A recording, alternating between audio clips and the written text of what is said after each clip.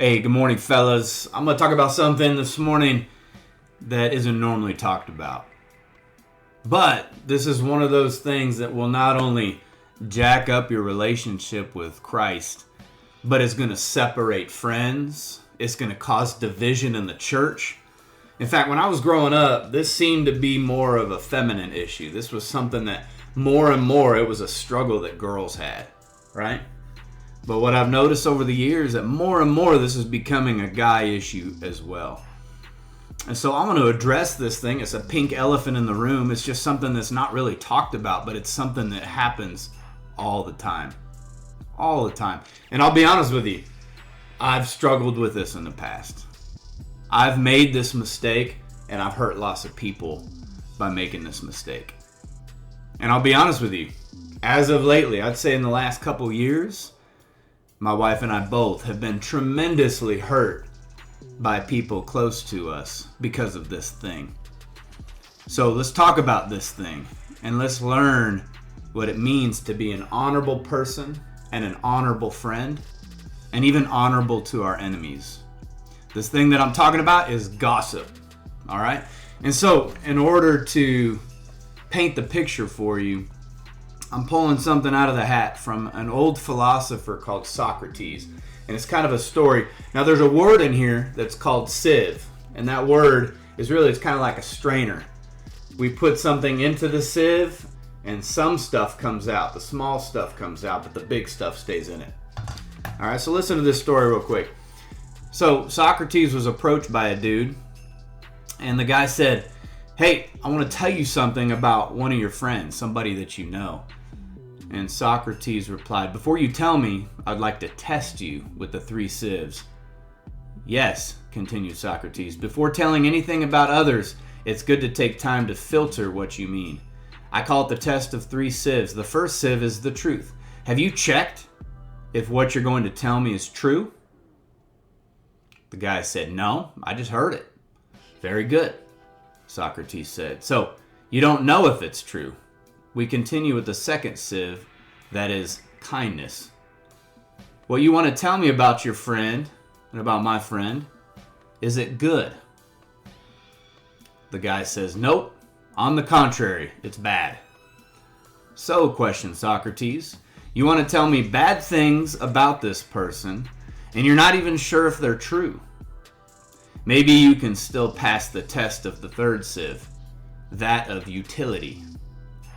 Is it useful that I know what you're going to tell me about this person, about my friend?" The guy said, "Well, not really." "So," concluded Socrates, "what you are going to tell me is neither true, nor good, nor useful. Why then did you want to tell me this?" Pope Francis, not necessarily a giant fan, but he said something kind of cool. He said, "Gossip is a bad thing. In the beginning, it may seem enjoyable and fun, but in the end, it fills our hearts with bitterness and poisons us too." In Proverbs chapter 16, verse 28, it says, "A contrary person spreads conflict, and a gossip separates close friends." Proverbs 26:20 says, "Without wood, a fire goes out, and without a gossip, conflict dies down." So it's real simple. Check this out.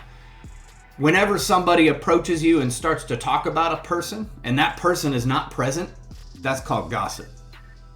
Now, you might think that what you're doing is good. You're warning this person about your friend or about their friend, or you're trying your best to enlighten people going into a situation. It's gossip. It's gossip. Plain and simple. Now, if I talked about you behind your back, said negative things about you behind your back to someone else, is that honorable? Am I a good friend? No. So the way it works is like this. When people come to me and they want to talk negatively about other people, I shut it down. I tell the person, "You should go take that up with so-and-so, not me. That person is my friend," or "I don't know that person. I don't really care to hear what you have to say about that person. You should go," according to Matthew 18. If you've got an offense against somebody, you've got some beef with them, you have some problems with them, you should go talk to them about that. That'd be probably a healthy thing to go clear that up. but I don't honestly want to hear about it. And so, as your friend, I'll tell you, if somebody comes to me and starts talking smack, I am going to do my best to shut that down and honor you behind your back. See, loyalty and honor, that's what friendship's about. To trust that people have your back when no one's around. To trust that no matter what, if they hear rumors or they've got beef or whatever, that they're going to be a man and they're going to adhere to what I call the bro code. They're going to go directly to the source. Now, a lot of times I'll have somebody come to me and they got beef with someone and they don't have courage to go to that person. So what I'll do, I'll be the bridge. I'll take the person that's got beef, I'll go to the other person they have beef with, and I'll bring the two together and we'll squash that beef as quickly as possible. That's the right thing to do. But to entertain negative talk about other people when that person's not present to defend themselves, that's cowardly. That's gossip. And gossip is a big deal, my friends. It's a big deal. So my challenge for you this week, I want you to first just pay attention to how often gossip takes place. How often your friends do it. How often you're tempted to do it. Okay, that's step one. I want you to just notice and ask yourself, say this, am I a good friend? Like, do I have my homies' backs when they're not around? Ask that question.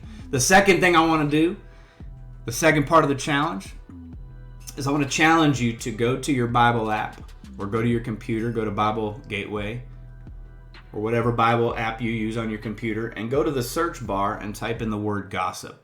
It'll take you less than 2 minutes. And I want you to read everything the Bible has to say about gossip. I want you to see how important it is that we don't do it.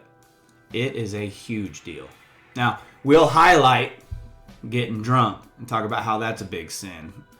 We'll talk about how bad it is to hate your brothers and how we're supposed to love our enemies.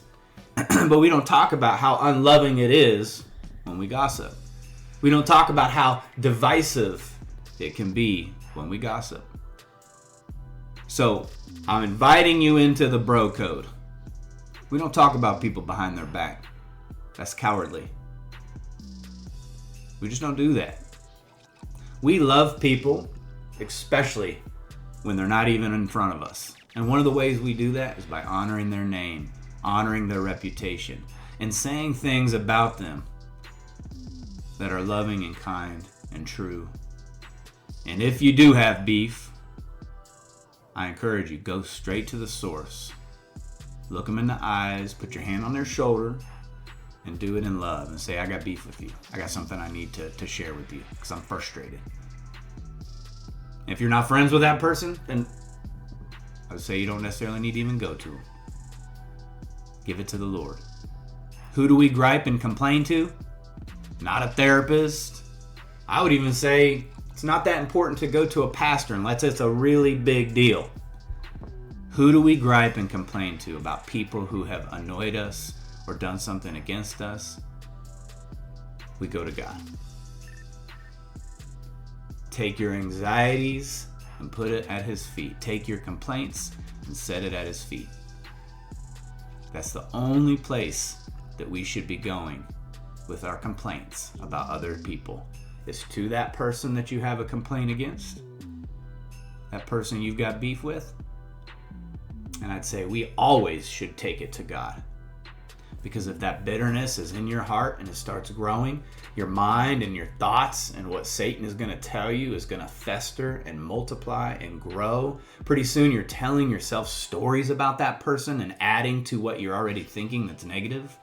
And before you know it, you've separated immensely from that person and caused great division. And guess what? You start talking about that person and it gets back to them. I know everyone that's watching this has had somebody talk negatively about them behind their back. Man, it hurts. Especially when you think that person is your buddy. It hurts. I would rather you punch me in the face than to talk crap about me behind my back. What say you? Would you rather get punched in the face Would you rather have somebody talking smack behind your back? That's for you to answer, but this is for you to act upon. That's my challenge for you. Cut out the gossip. Love you guys tremendously. As a brotherhood, there's nothing that should come between us. There's no beef we can't settle. In fact, I'd say sometimes it'd be good just to go up in the mountains in the woods with some pugil sticks. Some of you know exactly what I'm talking about. Love you guys. Take it easy.